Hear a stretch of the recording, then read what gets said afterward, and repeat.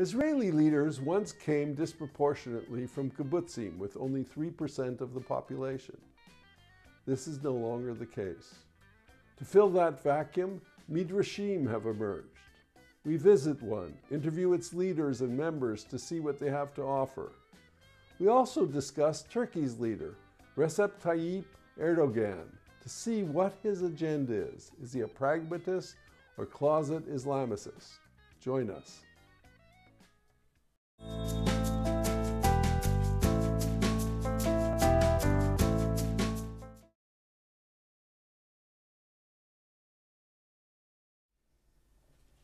My guest is Barry Rubin.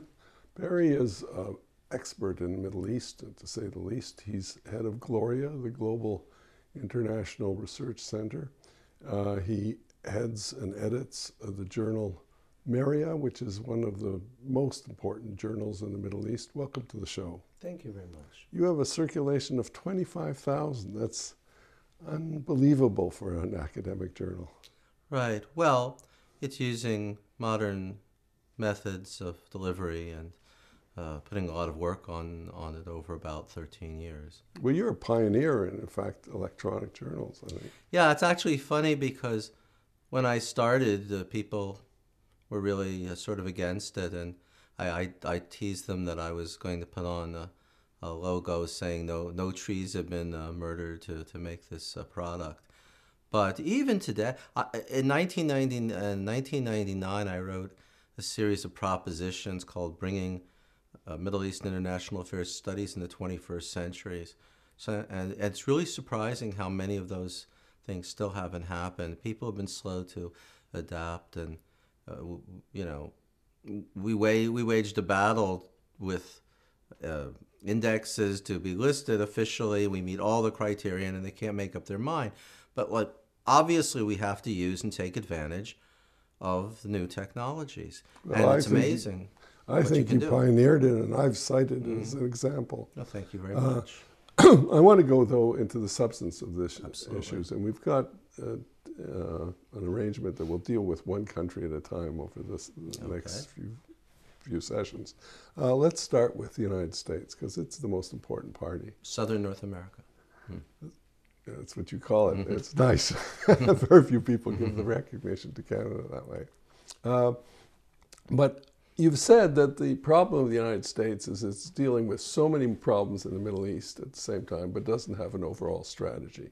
Can you articulate that in a way? I think people often say that someone doesn't have an overall strategy, and they have an overall strategy, but it's not necessarily a good overall strategy. I mean, my view is that the first step to having a successful policy is to recognize what the issue is. And there's no place in the world that compares to the Middle East in the way that people have views that have absolutely nothing to do with the reality of the situation. The Middle East problem is a problem of a monumental battle between two major forces, nationalism and Islamism, that's going to be of tremendous importance to the era in which we live. And I don't think they've even recognized that that's the issue. One problem is people become out of date, that they're trying to deal with the region using concepts from, let's say, the 1980s. A second problem is that people approach it with a set of ideas which may be quite inaccurate. A third problem is that people try to transfer the knowledge of their own experience, their own country, their own society to a very different situation. And it makes for things which range between the comic and the tragic. This is a very, very different situation. And to try to make some analogy to the US or Canada or something like that, to understand revolutionary Islamism or how a dictator functions, it doesn't work. Well, if you apply it to Iraq, for example, which was, I would interpret it as in part overthrowing, in your terms, a nationalist regime under Saddam Hussein, but in part putting in an Islamist regime, in part with the Shiites. Is that incorrect? Well, the problem is it raised about four issues. Let's put it this way. if you want to overthrow a government, that's pretty clear-cut. Yeah. To rebuild a society and to change it into a different kind of system, that's a much more ambitious thing. And actually, from this standpoint of today, I think that they've succeeded more than often that they were given credit for.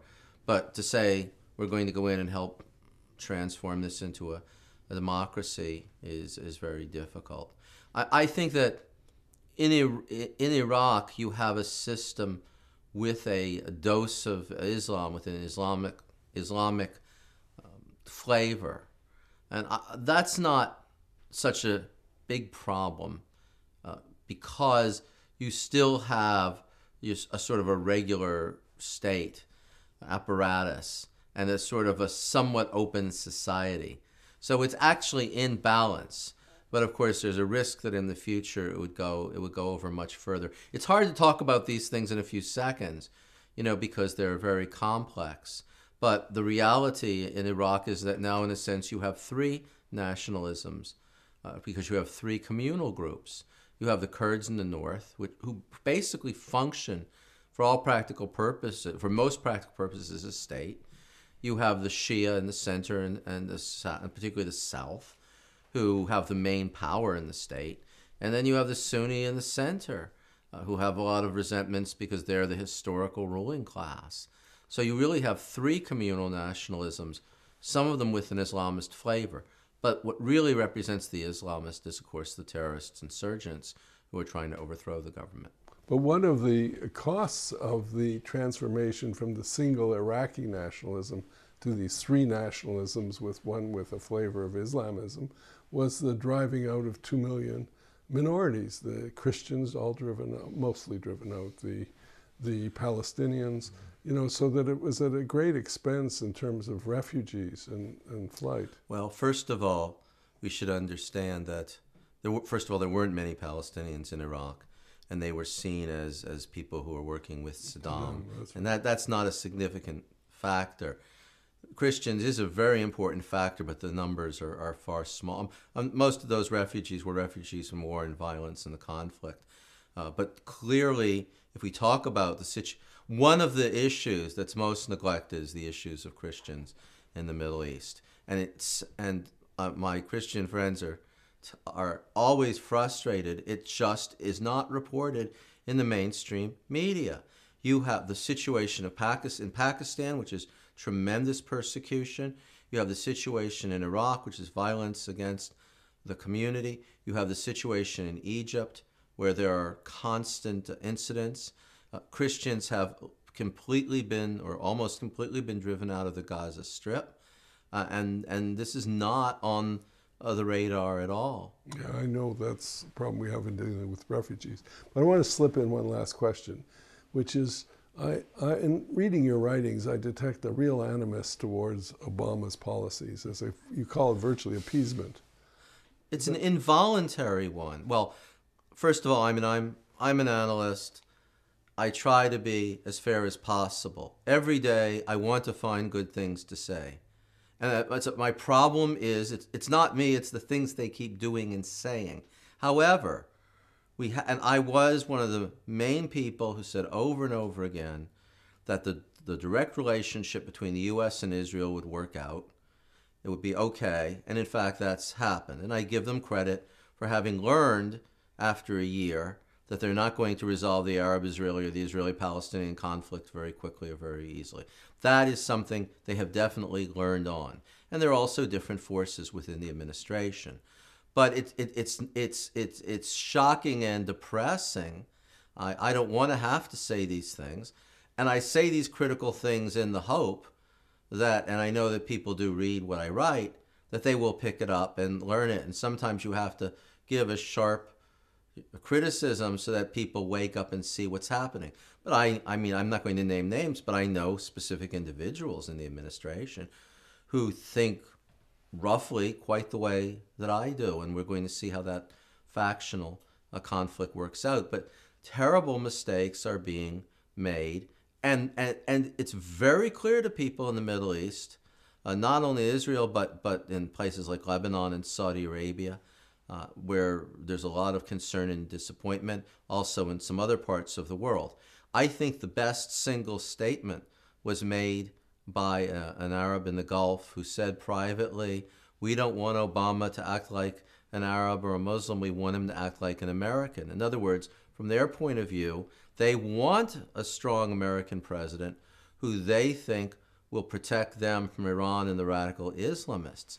So I feel like in a peculiar position that I'm something like the voice of the Middle East in the West, trying to talk about those concerns. Well, we'll continue when we do discussions of other countries at other dates. But the main issue is letting those moderates down, which we'll pick up when we discuss those countries. Thank you. Thank you.